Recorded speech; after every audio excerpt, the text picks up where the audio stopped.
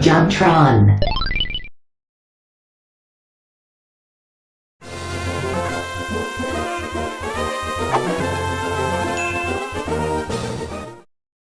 Pokémon, a series dearly beloved by many. Few games can claim to harness its gravitational pull. This golden goose has sold millions upon millions of copies, spawned countless varieties of merchandise, and touched multiple generations of kids and adults alike.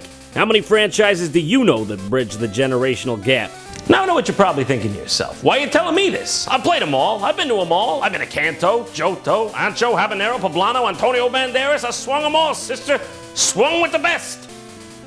But you ain't never seen the likes of this. That's right.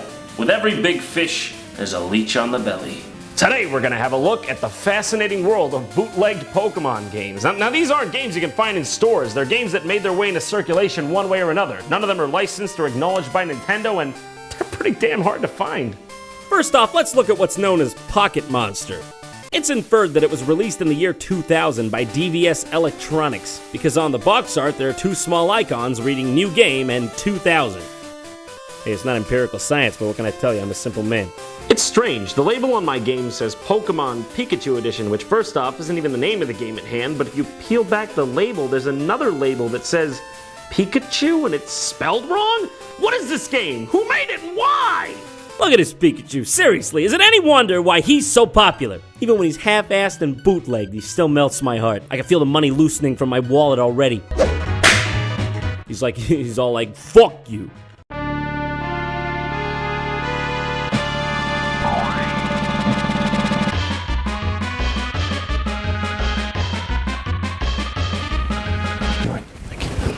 All right, I gotta leave, okay? John, we just started, come on, man. Listen, there's a lot to see in this life. Not wasting it here. Well, there's a shocker for you. 5 seconds into the game and it's already like... Look at his arms flailing. Even he's confused and terrified. Hey, I'm not blaming him. I would be too. Listen to this music. This is not level 1 music. Talk about putting the player on edge right away. This game is extremely hard to play. When Pikachu jumps, the entire game lags. Every single time. But then when you just want to go forward, he speeds up like a power walker with a New York minute to spare. So it's like you're constantly in a battle between game speeds. Makes the platforming real difficult right off the bat. Also, can we take a minute to talk about the fact that Pikachu has the face of a balding middle-aged man? Curly Howard, is that you? Did you come back? Did you come back from the ground mausoleum? Even more ridiculous than all that is his walk cycle. I mean, look at that thing! Coupled with the music, it's like a vaudeville act in here. Maybe it really is curly because, I mean, it started as a vaudeville act back in 1925. But that's not that funny, though, because they're all dead. I thought they were supposed to be funny. It's so bizarre seeing a Pokemon game actually playing on my SNES. This game's like a breath of fresh air because it showcases all the Pokemon that we've come to know and love over the years. You can see Beedrill, Porygon, Monkey, Mario Dinosaur, Poop, Abomination. What is this? Is this what happens when illicit Pokemon breeding goes unchecked? I'm looking at this from every goddamn angle there is. I can't tell where it starts and where it ends. Well, it's got a pine cone for a body. It's wearing a fez. And it's got that one staring, unblinking eye that reminds you that this creature lives in never-ending, ceaseless agony. Oh, by the way, this game's pure bullshit. You can never see what's below you, so you always have to take leaps of faith that more often than not lead to your untimely demise. And it doesn't even matter how far you get. There's no checkpoint. So if you die, it's straight back to the beginning. When you drop back into the game after a death, that's you! That's an accurate representation of you saying, "No, don't put me back in, please!" The continue screen looks like a PSA for abused Pokemon. To me, it's as if he's laying there, wounded in the light, and a Pokeball rolls up to him, and Ash says, "Keep going, Pikachu, or it's back in the ball for you." No, I don't want it! God, shit! So I finally beat the first level. Boss is a Snorlax. It's pretty energetic for a Snorlax, wouldn't you say? So at the beginning of level 2, you just see Ash say, "It's hot?" Oh, he's coming. Any minute now. Oh, there he is. Okay. Beautiful. Oh, by "it's hot," he meant literally. It's a fire level. Thanks for looking out for me, Ash. I really appreciate it.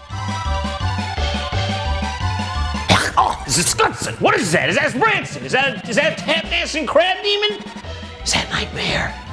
Is that true nightmare? Strangely enough, there's another SNES Pokemon game. It's a port of Pokemon Stadium for the N64, it looks like. The biggest difference being that there's a predetermined roster of 12 Pokemon. Don't those names just look strikingly familiar? Who could forget Spia, and Daggett, and Rafe?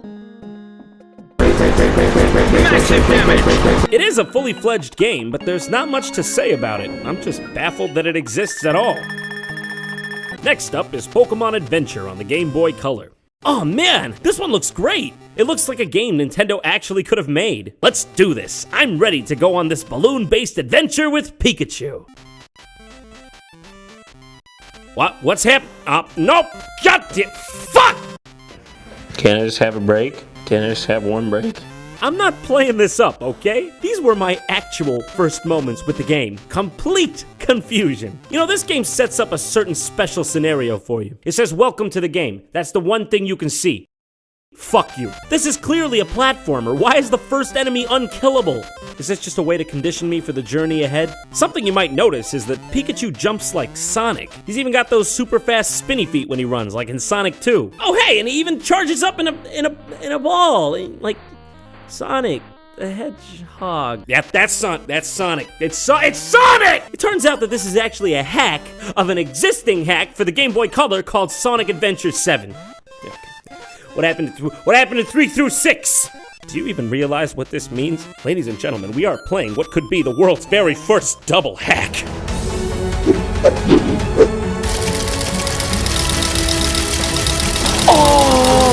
Warning, John. You are in danger of reaching hack capacity. Next one up's a bit weird. It's called Moemon. This one's weird. I don't know what to say about it. It's Pokemon with little girls.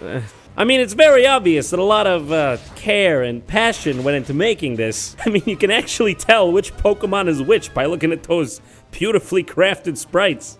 But why? Do you realize that for this to happen, someone had to sit down, look at Pokemon, and say, you know, this is great, but it needs more little girls. I'm gonna go downstairs to my basement now, next to my little girl dungeon, and program this game. Welcome to Planet Earth, ladies and gentlemen. The next two games I want to talk about are Pokemon Diamond and Jade. I guess someone beat Nintendo to the punch with Diamond there. But oh, this is not the Diamond version you're thinking of, because that would be a time machine. And I know you don't have any of those laying around. In this particular instance, we know Diamond is better than Jade, because Jade has a goat demon on the box, and look at it, just look at the eyes. I think there's feeling behind those eyes. Feeling a bit of a chill. So I think I'm starting to maybe feel ghosts or something. I just want to point out that at the beginning of this Pokemon game, there's an armadillo on a cell phone. I mean, presumably just trying to get reception in this forest, because let's face it, there's not much reception out there. Hold on a second. Talk about rocking out with your cock out. I bet you $50 that's the guy who made Moemon back there. That's Mr. Moemon. This game is taking something completely fantastical, the world of fantasy monsters, and bringing it down to the most mundane level. He's like, did you remember to pick up the baking soda? So this game has some weird fascination with cell phones. Yeah, totally gets me in the Pokemon spirit. Oh, it's decide time. It's time to make substantial decisions about my life and career. Oh, wait, never mind. Literally just wants me to tell the time. I bet at this point you're all saying to yourselves, John, what is this shit? Get it out of my face. This doesn't look anything like a Pokemon game. Well, if that's what you were thinking, you'd be right. It is in fact a Japanese cell phone themed RPG called Keitai Denju Telefang. Okay, now get this. It means mobile phone beast Telefang. God damn it, that was the word I wanted to know most. What in God's name is a Telefang? Listen, Japan, I know this was the early 2000s, but I just can't see a series about monsters talking on telephones ever catching on. Damn it, he's nothing. Yeah, you can say that again. Now the next one's actually one of my favorite ones. It's called Pokemon Vietnamese Crystal. Yeah, that's actually what it's called. That's racist. Now you listen here, Pip Pip, a racist mind is a racist kind. Now you take that to sleep with you tonight, because I know I'm not going to change hearts and minds in a day. You don't give a man a peanut, expect him to have a farm the next day. But it's all right. It's all right. One day, we will all be equal on this earth. Until then, I'm going to give you a kiss, Muffin. This game is exactly as advertised. It's Pokemon Crystal for Game Boy Color, but translated to Vietnamese and sold on the street as a bootleg. Oh, but that is not what sets this game apart from the rest. What makes this one so special is the bizarre translation. Welcome! It's Elf's World? Elf's World? Oh man, this game's bringing the nostalgia right back. How could I forget the first time I ever met Professor Oak? Oh, excuse me, I'm sorry, how could I have been so rude? I meant to call him by his preferred name. Elf Monster. He literally demands that not just me, but everyone call him Elf Monster. I couldn't make this shit up. I couldn't make this shit up if I tried. I'm sad that I lack the talent to make this shit up. elves. Here are called Monster. Well, that's good to know. He looks happy enough about it. They existed everywhere. Oh, that's terrible. What happened to them? They play friendly, help each other. There are many secrets inside to know these riddles. Oh, philosophy-wise, he's up there with the greats. Aristotle, Plato, Confucius, meth head down my street that forgot how to speak English from too much meth. Please check the time. It was about 1:15. Why'd you want me to do that? How many minutes? I don't know. There's about 60 of them in an hour. Are we talking days? Weeks? Years? Oh, okay. Looks like I gotta set the time. What af 3 hin time? Well, that's a fantastic question. I don't know myself. Oh, I'm sorry. I mean, you don't gotta yell. I didn't know it meant so much to you. af 3h17 bad. Sleep too late. Yeah, I think I'm gonna quit here. This game's starting to judge my lifestyle. I don't need that. I made it past age 18. I pay my bills. I pay my taxes. I'm gonna sleep late if I fucking want to. Fuck you. Let's get back to the real games here. Pokemon 4-in-1 on the NES. That's just so weird to me. A Pokemon game on a console 10 years older than the original game. Who thought this was a good idea? Essentially what we've got here is just a collection of minigames based around Pokemon, 3 of which apparently revolve around pica, the eating disorder which causes people to ingest inedible objects. And speaking of food, Pikachu himself looks like a fucking potato. Pika-click, Pika-slot, Pika-dance, and Pac-Man? That one is just called fucking Pac-Man. Okay, hold on. No, that is the only game that had a P in it to begin with. They could have just as easily called it Pika-Man, as all the others are themed with Pika, but no, they just left it Pac-Man. Alright, I'll give them the benefit of the doubt. Maybe they didn't want the subtlety of their blatant theft to be lost on the masses. Pika-click is just a game where you match blocks. I don't know what's going on with this one. I don't even know if you can lose. Click, click, click, fuck it, I don't give a shit. Pika-slot is stupid too. It's just a slot machine. Literally, it's just luck. Press the button and watch it go. The only feedback you get from this game is the win box on the right. Who would play this? Who would Pac-Man. Oh, now this one's good. This one has some depth to it. Probably because it's Pac-Man. Literally, it's Pac-Man, and it changed the course of the gaming market when it came out because it's fucking Pac-Man. Pika-dance is great. Look at him go. Set to the song Butterfly by Smile DK. Where are these Pokemon going to? I think I want to head up there with them. Oh, not to mention, every single high score on this game is DDR, DDR, DDR, DDR, didn't bother to hide it, DDR, didn't bother to hide it, Pac-Man, DDR, lose, lose, lose, lose, lose, lose! Well, my work's done here. I'm gonna go get a goddamn glass of bootleg milk, calm my goddamn nerves, feel like Geppetto in the goddamn Pinocchio musical.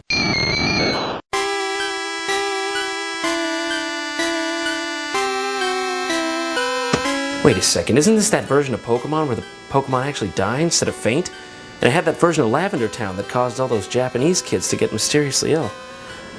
Oh, I should get rid of this.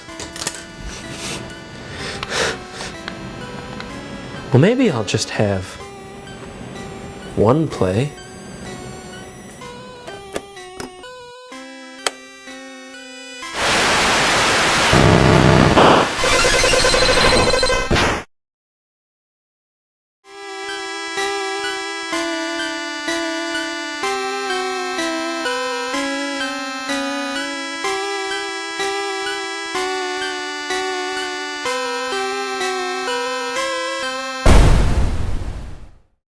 Boobs.